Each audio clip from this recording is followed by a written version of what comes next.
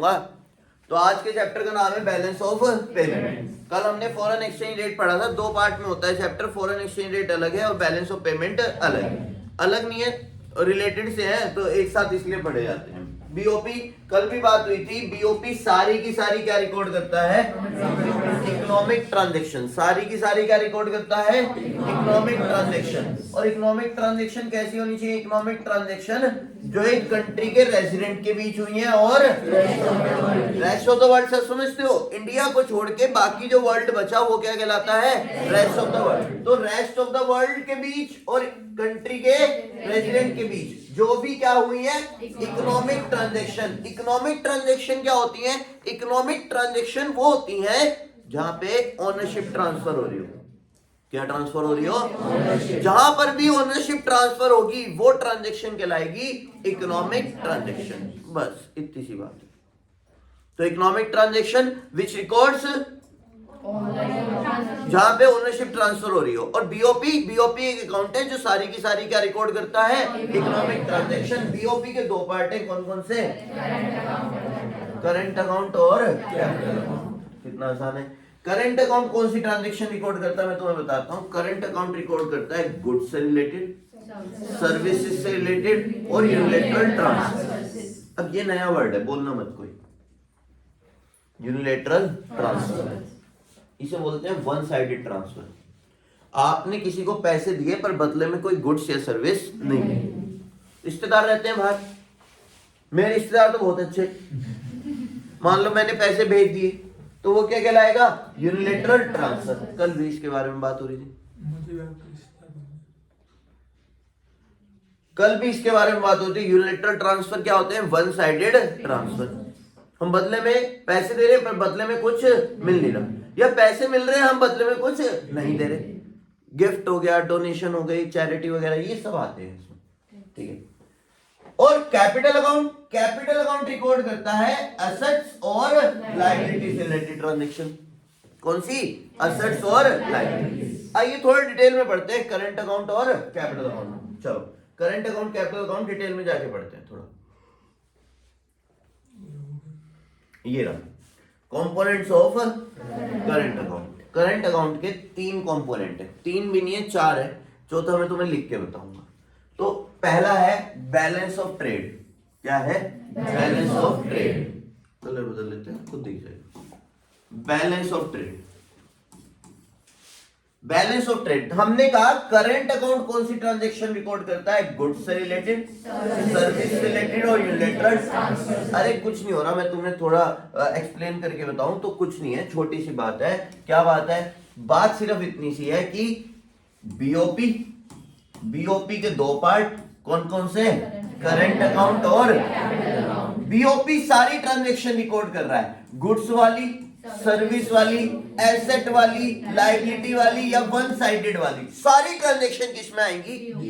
फिर बीओपी को दो पार्ट में बांट दिया, गुड्स, सर्विसेज और यूनिलैटरल ट्रांसफर को अलग कर दिया। और कैपिटल अकाउंट में कौन सी ट्रांजैक्शन डाल दी? एसेट्स और लायबिलिटीज वाली। दो पार्ट में बांट दिया सारी ट्रांजैक्शन को। गुड सर्विसेज वाली अलग कर दी और एसेट और लायबिलिटी वाली अलग कर दी, और कुछ नहीं। अब फिर करंट अकाउंट के पार्ट बना दिए। करंट अकाउंट का पहला पार्ट है balance of visible. Balance of goods और सर्विसेज में कौन दिखता है? गुड्स दिखते हैं, सर्विसेज दिखती नहीं है। तो बैलेंस ऑफ विजिबल में कौन सी ट्रांजैक्शन आएंगी? गुड्स वाली। बस शर्त वही है कि एक कंट्री के रेजिडेंट के बीच और रेस्ट ऑफ द वर्ल्ड के बीच होनी चाहिए ट्रांजैक्शन। देखो जरा, अब यहां पे आ जाओ वापसी।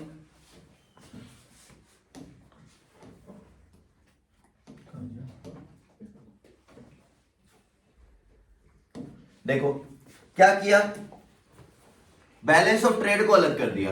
कौन सी ट्रांजैक्शन आई थी करंट अकाउंट में? गुड्स वाली, सर्विस वाली और यूनिलैटरल ट्रांसफर। गुड्स को अलग कर दिया, सर्विस को अलग और यूनिलैटरल ट्रांसफर को बांटे जा रहे हैं पार्ट्स को। तो जहां पे भी ध्यान दो, सब इंपोर्ट एंड एक्सपोर्ट हो रहा होगा गुड्स का। किसका? इंपोर्ट और एक्सपोर्ट क्यों बोल रहा हूं? क्योंकि ट्रांजैक्शन वही वाली रिकॉर्ड हो रही है जो एक कंट्री के प्रेसिडेंट के बीच है और तो ऐसे नहीं बोल सकता इंपोर्ट एंड एक्सपोर्ट। क्यों इंपोर्ट एक्सपोर्ट क्यों बोल रहा हूं? इंपोर्ट एंड एक्सपोर्ट क्यों बोल रहा हूं? क्योंकि दो कंट्री के बीच की ट्रांजैक्शन। तो इसलिए क्या वर्ड यूज कर लिया?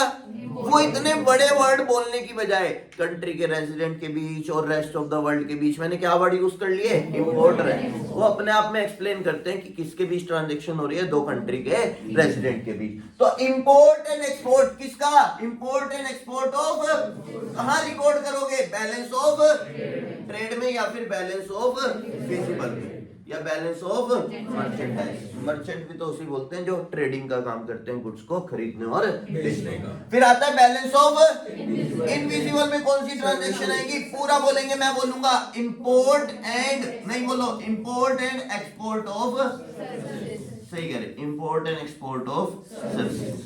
और वन साइडेड वाली ट्रांजैक्शन कहाँ आएंगी? यहाँ पे, जैसे गिफ्ट हो गया, डोनेशन हो गई, चैरिटी हो गई, वो सब कहाँ पे आएंगी? Unilateral transfer. इसका एक और नाम है क्या? अनरिक्वेस्टेड रिसिप्ट्स। चलो शुरू करते हैं वापसी से। अब मैं आपसे कुछ पूछूंगा, ध्यान देना सर। यहां हम क्या कर रहे हैं? Import and export of. BOP क्या है? एक अकाउंट की डेबिट साइड भी होती है और जो अकाउंट की डेबिट साइड होती है वहां पे पैसे का जाना रिकॉर्ड किया जाता है। क्रेडिट साइड में पैसे का पैसा जा रहा है तो डेबिट साइड, पैसा आ रहा है तो सोच के बताना। जब मैं इंपोर्ट करूंगा गुड्स का तो पैसा आएगा या जाएगा? जाएगा। जाएगा तो कहाँ रिकॉर्ड होगा? नेगेटिव साइड में। डेबिट साइड को यहाँ बोलते हैं। पैसा आएगा कब आएगा? जब मैं क्या करूंगा? एक्सपोर्ट। जब मैं एक्सपोर्ट ऑफ गुड्स करूंगा तो पैसा आएगा तो कहाँ रिकॉर्ड करेंगे? ठीक है, पॉजिटिव साइड को ही क्रेडिट साइड में। हाँ भाई, भाइयों एक भाई गायब है तुम्हारा, है import and export of services. मैंने इंपोर्ट ऑफ सर्विसेज करा, क्या करा? कहाँ रिकॉर्ड करूं? डेबिट या क्रेडिट? डेबिट में, क्योंकि पैसा जाएगा। और एक्सपोर्ट करूंगा तो क्योंकि पैसा आएगा। Unilateral transfer from abroad, free में पैसा मिल गया, credit side. Unilateral transfer to abroad, debit side. ठीक है, आसान सा छोटा चैप्टर है। तो फिर आगे क्या? Components of. सबसे पहला है बोरोइंग एंड लेंडिंग्स। उधार देना, उधार लेना। हमने बाहर वालों को उधार दिया, लैंडिंग टू अब्रॉड। लैंडिंग कहाँ रिकॉर्ड करोगे? Debit side. लैंडिंग कहाँ रिकॉर्ड करेंगे? Debit side. Borrowing from abroad, normal सी बात, क्रेडिट साइड में रिकॉर्ड करेंगे। उधार लिया है। अब ये मत सोचना एसेट बढ़ रही है, लायबिलिटी का बाहर में जाए।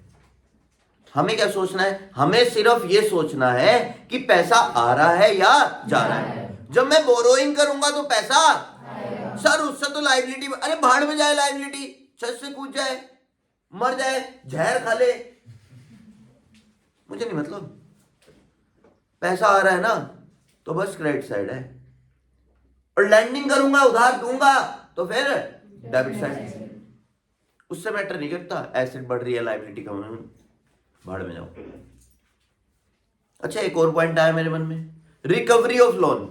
मैंने लोन दिया था और वो रिकवरी हो गई, पैसे वापसी मिल गए, अब credit side. Repayment of loan, पैसा लिया था वापसी दे दिया, रीपेमेंट ऑफ लोन, अब डेबिट साइड, नेगेटिव कह लो। फिर ये आता है इन्वेस्टमेंट। इन्वेस्टमेंट या तो बाहर वाले यहां करेंगे या हम बाहर इन्वेस्टमेंट करेंगे। सोच के बताओ, investment from abroad, investment to abroad, debit side. Investment दो तरीके का होता है, ये सिखाने वाली बात है। इन्वेस्टमेंट दो तरीके का होता है, मुझे बोलने दो। एक होता है पोर्टफोलियो इन्वेस्टमेंट और दूसरा होता है डायरेक्ट इन्वेस्टमेंट।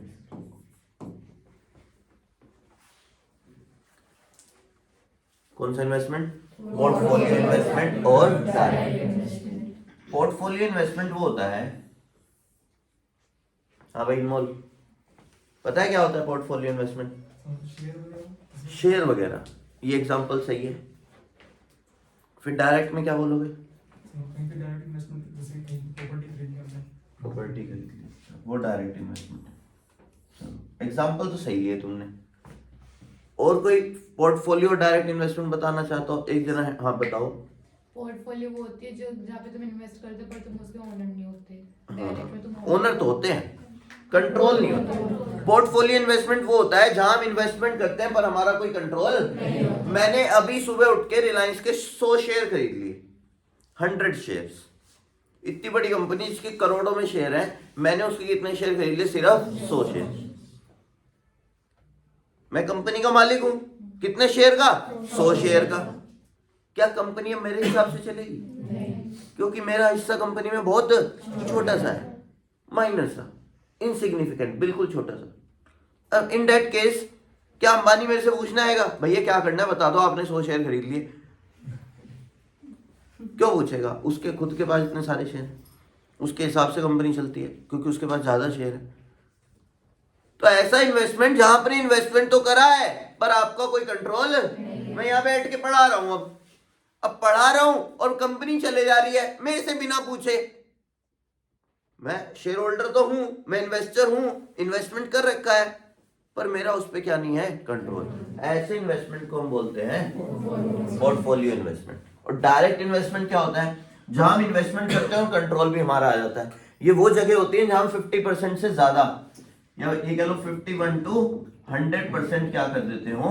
इन्वेस्ट। वहां पे हमारा कंट्रोल आ जाता है क्योंकि उसके ज्यादा शेयर के मालिक हम बन गए, तो वहां पे हमारा कंट्रोल आ जाता है। कितने पॉइंट हुए? दो। पहला लैंडिंग एंड बोरोइंग, दूसरा इन्वेस्टमेंट मेड टू और फ्रॉम अब्रॉड। बाहर वाले इन्वेस्टमेंट करेंगे तो कहाँ रिकॉर्ड करोगे? आवाज नहीं आ रही, कहाँ रिकॉर्ड करोगे? इन्वेस्टमेंट टू अब्रॉड तो डेबिट साइड, पोर्टफोलियो इन्वेस्टमेंट और दूसरा डायरेक्ट इन्वेस्टमेंट। फिर ये आता है, ये गजब पॉइंट है, change in foreign exchange reserve of a country. हमारा फॉरेन करेंसी का रिजर्व सारा का सारा किसके पास है? आरबीआई। दूसरा जाना है मार्केट। मार्केट क्या? मार्केट जो बैंक्स हैं या ब्रोकर्स हैं जो फॉरेन करेंसी खरीदने और बेचने का काम करते हैं, सारा रिजर्व किसके पास है? जब हम कहते हैं डेबिट में रिकॉर्ड होगा, क्रेडिट में रिकॉर्ड होगा, तो हम ये बात करते हैं कि मार्केट में पैसा आ रहा है या मार्केट से पैसा जा रहा है। हम आरबीआई के पास नहीं देखते पैसा आ रहा है जा रहा है, हम ये देखते हैं मार्केट में पैसा आ रहा है जा रहा है। सारा रिजर्व, सारा का सारा रिजर्व किसके पास है? फॉरेन करेंसी का आरबीआई के पास, रिजर्व बैंक ऑफ इंडिया। अगर इसका रिजर्व बढ़ गया, ध्यान से सुनना, इसका रिजर्व बढ़ गया, किसका? आरबीआई का अगर रिजर्व बढ़ गया तो मतलब मार्केट से पैसा चला गया, तभी इसका रिजर्व बढ़ा है। और अगर मार्केट से पैसा जा रहा है तो ये एक नेगेटिव ट्रांजैक्शन है, कहां रिकॉर्ड होगी? Debit side. और अगर इसका रिजर्व कम हो गया, इसका मतलब मार्केट में पैसा आ रहा है, और मार्केट में पैसा आ रहा है तो ये कहां रिकॉर्ड होगा? Credit side. बस इतना याद रखना है। अब मार्केट में पैसा आ रहा है तो क्रेडिट साइड, जा रहा है तो कब आएगा मार्केट में पैसा? जब इसका रिजर्व कम हो जाएगा। इसका रिजर्व बढ़ रहा है तो मतलब मार्केट से पैसा। एक दो चीजें और बतानी है, वो भी सुनो जरा। पहले ये देख लो, फिर आगे की बात करेंगे। ये मजेदार चीज है, मैंने अभी बनाई थी।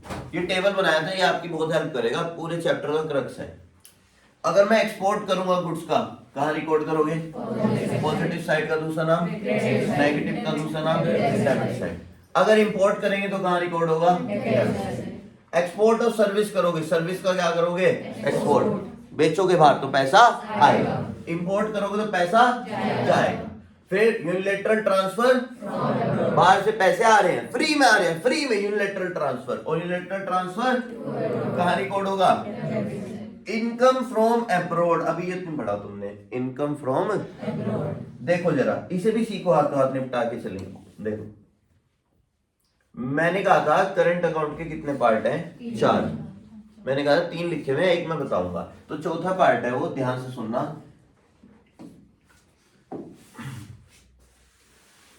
इनकम रिसीव्ड, देखना क्या नाम ले रहा हूं, income received and payment made to और फ्रॉम अब्रॉड। अब ये दो वर्ड है, इनकम रिसीव फ्रॉम अब्रॉड, कहाँ रिकॉर्ड करोगे, बाहर से इनकम आई। इनकम क्यों आई होगी, बाहर मेरी कोई इन्वेस्टमेंट रही होगी, मैंने किसी को पैसे ब्याज पे दे दिए होंगे, तो उसका क्या मिला होगा मुझे, इंटरेस्ट। मेरी बिल्डिंग होगी तो बिल्डिंग का क्या मिला होगा, रेंट। तो मुझे इनकम मिल रही है, इनकम रिसीव्ड फ्रॉम अब्रॉड, कहाँ रिकॉर्ड करोगे, credit side. Payment made to abroad, बाहर वालों का यहाँ इन्वेस्टमेंट है, मैं उन्हें पेमेंट कर रहा हूं, तो कहाँ रिकॉर्ड होगा, डेबिट साइड। बहुत अच्छे, अब वहीं आ जाओ वापसी। ये तो यहां पे बात कर रहा था इनकम फ्रॉम अब्रॉड, कहां रिकॉर्ड होगा, पेमेंट टू अब्रॉड कहां रिकॉर्ड होगा, राइट। बोरोइंग फ्रॉम अब्रॉड, भाई साहब बोरोइंग, बाहर से हमने क्या ले लिया, पैसा, तो कहां रिकॉर्ड होगा, पॉजिटिव साइड। और लैंडिंग टू अब्रॉड, बाहर वालों को पैसा दे दिया, फिर कहां रिकॉर्ड होगा, रिकवरी ऑफ लोन, लोन दिया था उन्होंने पैसे वापसी कर दिए, credit side. Repayment of loan, हमने लोन लिया था वापसी कर दिया, तो debit side. Investment made from abroad, बाहर से पैसा आया है, कहां रिकॉर्ड, इन्वेस्टमेंट मेड कौन सी साइड। अगर फॉरेन एक्सचेंज रिजर्व बढ़ गया, क्या बढ़ गया, हाँ, तो पैसा आ रहा है जा रहा है, हाँ भाई जल्दी बताओ, फॉरेन एक्सचेंज रिजर्व बढ़ गया, आ रहा है, नहीं जा रहा है, यहाँ उल्टा लिखा, ये गलत लिखा गया है, बंदे देख के बोल रहे, दिमाग में लगा रहे, डिक्रीज आना चाहिए था यहाँ, decrease in foreign exchange reserve. Foreign currency का रिजर्व जब घटेगा तो ही तो मार्केट में पैसा आएगा, और यहाँ पे डिक्रीज की बजाय क्या होना चाहिए था, increase in foreign exchange, RBI के बिहाफ पे देखें, ठीक है। तो ये सारे पॉइंट थे। अब मैं एक दो चीजें और बताता हूँ इस चैप्टर में आपको, यहां पे दो तरह की ट्रांजैक्शन होती हैं,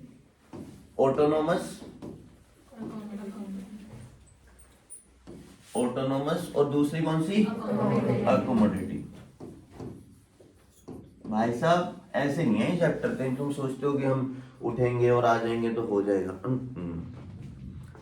टाइम देना पड़ता है। मैं तुम्हारी जगह होता और मेरा ऐसा रिवीजन चल रहा होता फास्ट वाला, मैं आने से पहले 10 मिनट चैप्टर को जरूर पढ़ता, क्या चल रहा है, क्या भैया आज पढ़ाएंगे, है ना, क्योंकि पढ़ तो चुके हम। अब कईयों ने छुट्टी मारी, कईयों ने नहीं मारी, कईयों ने ध्यान से पढ़ लिया। जिन्होंने ध्यान से पढ़ लिया था उस टाइम, उनको याद आए जा रही होंगी चीजें जल्दी जल्दी, ये उनके लिए है ही नहीं। मैंने तो पहले भी कहा, ये उनके लिए है ही नहीं। कुछ बच्चे अपने आप आ रहे, जबरदस्ती आ रहे, ये उनके लिए है ही नहीं। जो पहले नहीं पढ़ रहे, जिन्होंने पहले ध्यान से नहीं पढ़ा, उनको कतई नहीं आना चाहिए इस बैच में। उनके लिए चल रहा बैच धीरे धीरे वाला, आते रहो, उसमें आओ। जिन्होंने पहले चीज़ें ध्यान से पढ़ी हैं, समझी हैं, उनके लिए ये है, क्योंकि मुझे सिर्फ माइंड को रिकॉल कराना है यहाँ पे, और क्वेश्चन के आंसर कैसे लिखने हैं वो बताने हैं, और मेरा कोई पर्पस है नहीं। जो आंसर अजीब लगते हैं वो मैं खुद लिखवा देता हूँ, जो मुझे लगता है नोट्स में से, वो कहते हैं नोट्स में से डायरेक्टली वहाँ से लिखना है। अब इस चैप्टर के क्वेश्चन नहीं दिए ना, आज दूंगा, आज इस चैप्टर के क्वेश्चन करेंगे। शायद नेशनल इनकम के न्यूमेरिकल भी रह गए थे, कोई नहीं, 2 न्यूमेरिकल रोज भेजता रहूंगा, हो जाएंगे वो। आज 2 न्यूमेरिकल भेज दूंगा, अच्छे ढूंढ कर लेना इन क्वेश्चंस के साथ। टाइम तो निकालना पड़ेगा, जिस सब्जेक्ट को टाइम दोगे उसमें नंबर आ जाएंगे। देख लो कि अभी तक तो तुम्हें होश आ गया होगा कितना टाइम तुम अपने बाकी सब्जेक्ट को देते हो और इको को देते हो, आ गया ना। नंबर किस में ज्यादा आते हैं वो भी देख लेना। अब बच्चों के मन में पता है क्या रहता है, पेरेंट्स के भी रहता है, बच्चों के भी रहता है, सबको कहना चाहता हूँ, इंडिया में ऐसा मत करो, बच्चा जिस सब्जेक्ट में वीक है ना, पेरेंट्स कहते हैं यही सब्जेक्ट पढ़ क्योंकि तू इसमें वीक है। उल्टा नहीं होना चाहिए, वो सब्जेक्ट पढ़ाना चाहिए जिसमें बच्चा चुस्त है, मेरे साथ भी ऐसा होता था, पर मैं तब तक समझ नहीं पाया था। 10th में मेरी एसएसटी बहुत वीक थी, बहुत ज्यादा वीक। एसएसटी देख देख के मुझे गुस्सा आता था, इतनी खुंदक आती ना एसएसटी देखते कि ये क्या है और ये क्यों है और क्यों पढ़ाया जा रहा है। साइंस मुझे बहुत मजा आता था, साइंस में, मैथ में, कितना मर्जी लड़वा लो। एसएसटी देखते खुंदक चढ़ती थी भाई साहब, ये करी क्यों रहे हम। और फिर मेरे घर वाले ना एसएसटी ही पढ़वाते थे, कह रहे एसएसटी पढ़, उसमें तेरे कम नंबर आते हैं। प्री बोर्ड में आए मेरे 2.5 नंबर 80 में से, 2.5 नंबर। हाँ, बहुत बजा। हमारे एक सर थे, विश्वास सर, एमजी में, विश्वास सर। तो हम बातें कर रहे थे उनके पीरियड में, वो एसएसटी पढ़ाते थे। तो पहले मेरे दोस्त को खड़ा किया, वो बातें कर रहा था, कितने नंबर है, 1.5। पहले उसके बजा। इधर वाले को खड़ा किया, उसका नाम हर्ष था, तेरे कितने नंबर है, 2। फिर उसके बजा, फिर मुझे खड़ा किया, कितने नंबर, 2.5। अरे तेरे सबसे ज्यादा है। पिटा मैं भी। तो पर फिर बोर्ड में बढ़िया आ गए थे, बोर्ड में 92 आ गए थे। ये नहीं पता कैसे आए, ये तो भगवान और मेरे बीच की बात है, बस मैं किसी को बता नहीं रहा। मैं 3 सैंपल पेपर पढ़ के गया था सीबीएसई के, 3 बस, और कुछ आता नहीं था। क्वेश्चन उस चैप्टर का आ जाए बस, मुझे आंसर वही लिखना है जो मुझे याद है। मुझे नहीं मतलब क्वेश्चन क्या आया, अपने आप आ गए 92। घर वाले भी हैरान, कह रहे ये कैसे हुआ, 2.5 से सीधा 92। तो मुझे भी नहीं पता, मुझे नींद नहीं आई। एसएसटी का पहला ही पेपर था, मुझे अच्छी तरह याद है, नींद नहीं आ रही, पहला ही पेपर और आता कुछ नहीं, 3 सैंपल पेपर पढ़ रखे बस। हाँ, 4 बजे एक दोस्त को फोन किया, कह रहा तू पागल है, सोया नहीं, कहा यार नींद नहीं आ रही। और उसे भी ऐसे ऐसे परेशान किया। तब ना ऐसा होता था, एक कॉल करो ना तो 1 सेकंड का 1 पैसा लगता था। तो मैं रिचार्ज कराता 10 रुपये वाला, उसमें मिलते थे 7 रुपये 70 पैसे। 10 वाला रिचार्ज कराओ तो 7 रुपये 70 पैसे। अब मैं 770 सेकंड किसी से बात कर सकता हूँ, 770 सेकंड, है ना। तो मैं ना फोन करता था जब तक सामने वाला उठा ना ले, जैसे उठाता था काट देता था, फिर ये कॉल बैक करेगा। तो सब फाइनेंशियल कंडीशन थोड़ी ऐसी थी ना, तो 10 रुपए का रिचार्ज में 2-3 महीने निकाल देता था। तो मिस कॉल में,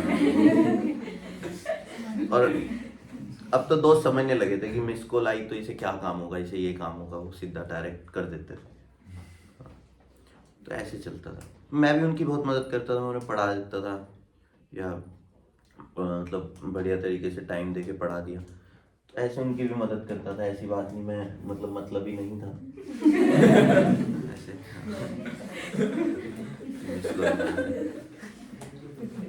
वो कॉल बैक कर लिया करते थे मुझे। तो अब थोड़ा जाके मैं ये समझाना चाह रहा था कि भाई इस बैच को तेज ही चलाऊंगा, और माइंड को थोड़ा एक्टिव करके आया करो। बंदे नींद ले रहे, ठीक है, एक दिन स्कूल चले गए तो क्या ही हो गया, है ना। एक दिन स्कूल जाके नींद आने लगी इतनी ज्यादा, हाँ यू, हाँ। अब कहानी सुनाई तो नींद जाग गई। ये सिर्फ माइंड का खेल है कि आपको पढ़ते हुए नींद आ रही है, बाकी मैंने कहानी सुनाई तो नींद भाग गई। एक भी बार उबासी नहीं ली इसने, वरना ये इतनी सारी उबासियां ले चुका था जिसका कोई हिसाब नहीं, है ना। बस वही बात है कि आप जल्दी जल्दी अगर आपका माइंड रिकॉल कर पा रहा है तो फिर इस बैच का फायदा है। तुम्हारे माइंड रिकॉल नहीं कर पा रहा क्योंकि आपने कुछ पढ़ा ही नहीं, आपको कुछ याद ही नहीं, मैं जल्दी जल्दी बताया जा रहा, आप उसकी कोशिश भी नहीं कर रहे दिमाग पे जोर डालने की, तो फिर बेकार है। जैसे तुम बैठे हुए, मुझे बहुत गुस्सा आ रहा था कि बंदा बैठा हो उबासियां ले रहा है या कुछ भी, ऐसा थोड़ा ना, माइंड पे जोर तो डालो, रिकॉल तो करने की कोशिश करो कि पहले कुछ पढ़ा था ऐसा, अब याद आ रहा है धीरे धीरे। अब तुम छोड़ के बैठ गए कि हम अपने आप ही कर लेंगे या फिर रिकॉर्डिंग देख लेंगे या वीडियो देख लेंगे, ऐसा नहीं होता। समझो इस बात को, तेजी से करना होता है। तेजी का मतलब पूरे तेज है और माइंड को एक्टिव करके, ये नहीं कि छोड़ देंगे बाद में कर लेंगे। तो फिर बाद कब आएगी मुझे नहीं पता। जनवरी आ गया, जनवरी में तुम्हारे दोबारा प्री बोर्ड हो जाएंगे, फेब में तुम्हारा प्रैक्टिकल हो जाएंगे, या जनवरी में प्रैक्टिकल हो जाएंगे, पूरा टाइम ऐसे निकल जाएगा। मैं सोच रहा तुम्हारा ट्रिप ले जाऊं, उसका भी टाइम नहीं मिल पा रहा।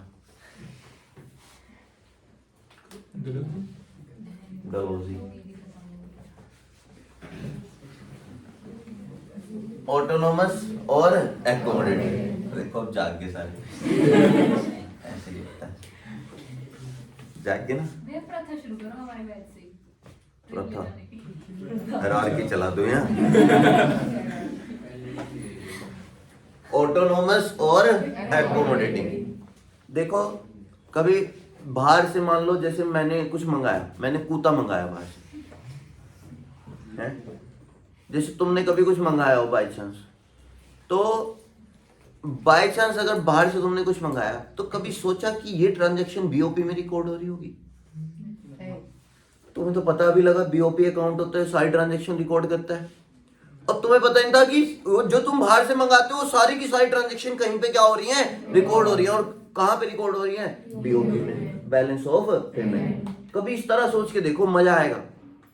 मैंने बाहर से कूता मंगाया क्योंकि यहां मिल नहीं रहा था अच्छी क्वालिटी का, तो मैंने बाहर से मंगाया अच्छी क्वालिटी का कूता, जर्मन शेफर्ड 2 करोड़ का। तो बाहर से 2 करोड़ का कूता आया, कहीं तो रिकॉर्ड होगा। कहां रिकॉर्ड होगा? डेबिट में रिकॉर्ड होगा, क्रेडिट में रिकॉर्ड होगा? डेबिट में, क्योंकि मैंने इंपोर्ट करा है, पैसा गया है तो कहां रिकॉर्ड होगा? वो ट्रांजैक्शन जो हम अपने पर्सनल पर्पस के लिए करते हैं, या तो प्रॉफिट कमाने के लिए, या फिर हमें अच्छी क्वालिटी के गुड्स नहीं मिल रहे उसे मंगाने के लिए, अच्छी क्वालिटी की सर्विस मंगाने के लिए हम बाहर से ट्रांजैक्शन करते हैं। वो ट्रांजैक्शन जिसका पर्पस अपना प्रॉफिट कमाना होता है, अपना पर्सनल पर्पस होता है, वो ट्रांजैक्शन कहलाती हैं ऑटोनोमस ट्रांजैक्शन। और वो ट्रांजैक्शन जो गवर्नमेंट करती है जबरदस्ती बीओपी को बैलेंस लाने के लिए। क्या लाने के लिए? समझो कैसे। मान लो ये एक बीओपी अकाउंट है जिसकी डेबिट साइड है और क्रेडिट साइड। ये डेबिट साइड होती है आई थिंक, और ये क्रेडिट, जहां तक मुझे अकाउंट थोड़ी बहुत याद है, बहुत टाइम हो गया अकाउंट भी नहीं पढ़ी, है ना। ये डेबिट साइड और ये क्रेडिट साइड। अब डेबिट साइड में क्या रिकॉर्ड होता है मैं तुम्हें बताऊं? पैसे का जाना। मान लो हमारी डेबिट साइड है 100 करोड़ और क्रेडिट साइड है 80 करोड़। मतलब पैसे गए कितने? 100 करोड़। आए कितने? 20 करोड़ का क्या आ गया? डेफिसिट। 20 करोड़ का क्या आ गया? डेफिसिट। और इधर मैंने क्या किया? 100 करोड़ रुपए क्रेडिट साइड में डाल दिए और 80 करोड़ रुपए कहां डाल दिए? डेबिट साइड में। 20 करोड़ का क्या आ गया? बाहर से पैसे कितने आए इस बार? 100 करोड़। हमारी जेब से कितने चले गए? तो 20 करोड़ का क्या आ गया? और यहाँ 20 करोड़ का क्या आ रहा था? ये जो ट्रांजैक्शन हुई 80 करोड़ और 100 करोड़ वाली, ये लोगों ने करी अपने पर्सनल पर्पस के लिए। वो ट्रांजैक्शन जो लोग करते हैं अपने पर्सनल पर्पस के लिए, वो ट्रांजैक्शन कहलाती हैं ऑटोनोमस। और ये ट्रांजैक्शन देखो, 20 करोड़ का डेफिसिट आया, 20 करोड़ रुपए कम पड़ गए, तो गवर्नमेंट क्या करती है? 20 करोड़ का उधार उठा लेती है। क्या उठा लेती है? 20 करोड़ का उधार, दैट इज बोरोइंग्स। या 20 करोड़ सरप्लस में आ गए तो गवर्नमेंट 20 करोड़ का इन्वेस्टमेंट कर देगी बाहर दूसरी कंट्री में, इन्वेस्टमेंट। अब दोनों साइड आपस में क्या आ जाएंगी? इक्वल। ये बोरोइंग और इन्वेस्टमेंट वाली ट्रांजैक्शन किसने करी? गवर्नमेंट ने। और जानबूझ के करी, बीओपी को क्या लाने के लिए? बैलेंस लाने के लिए। ऐसी ट्रांजैक्शन क्या कहलाती हैं? अकोमोडेटिंग ट्रांजैक्शन, जो गवर्नमेंट करती है वो भी जबरदस्ती बीओपी को बैलेंस लाने के लिए। और कई लोग ऐसे बोलते हैं कि बीओपी का सरप्लस एंड डेफिसिट को खत्म करने के लिए जो ट्रांजैक्शन करी जाए वो कौन सी होती हैं? एकोमोडेटिंग। और जो हम प्रॉफिट कमाने के लिए करते हैं वो कौन सी ट्रांजैक्शन होती है? इसे कोई फर्क नहीं पड़ता ऑटोनोमस ट्रांजैक्शन को कि बीओपी बैलेंस आ रहा है या नहीं। और वो जानबूझ के करी ही इसलिए जा रही है जिससे बीओपी बैलेंस आ जाए, बीओपी का डेफिसिट और सरप्लस खत्म हो जाए। ये ट्रांजैक्शन करंट अकाउंट से रिलेटेड हो सकती हैं एंड कैपिटल, दोनों से रिलेटेड हो सकती हैं। आप बाहर से एसेट भी मंगा सकते हो और गुड्स भी। पर ये ट्रांजेक्शन सिर्फ और सिर्फ किससे रिलेटेड होती हैं? देखो हमने कौन सी ट्रांजेक्शन करी, गवर्नमेंट ने बीओपी को बैलेंस लाने के लिए बोरोइंग और बोरोइंग और इन्वेस्टमेंट वाली ट्रांजेक्शन कौन सी होती है? कैपिटल एसेट लायबिलिटी वाली। इनका एक और नाम है below the line transaction, sorry above the line transaction. और वो क्या कहलाती हैं? बिलो द लाइन, क्योंकि ये बीओपी को लाइन में रखती हैं, मतलब बैलेंस में रखती हैं, इसलिए बिलो द लाइन। ये बीओपी के बैलेंस की लाइन को तोड़ देती हैं, इसलिए क्या नाम है? अबव। बस यही खेल है, आसान सा।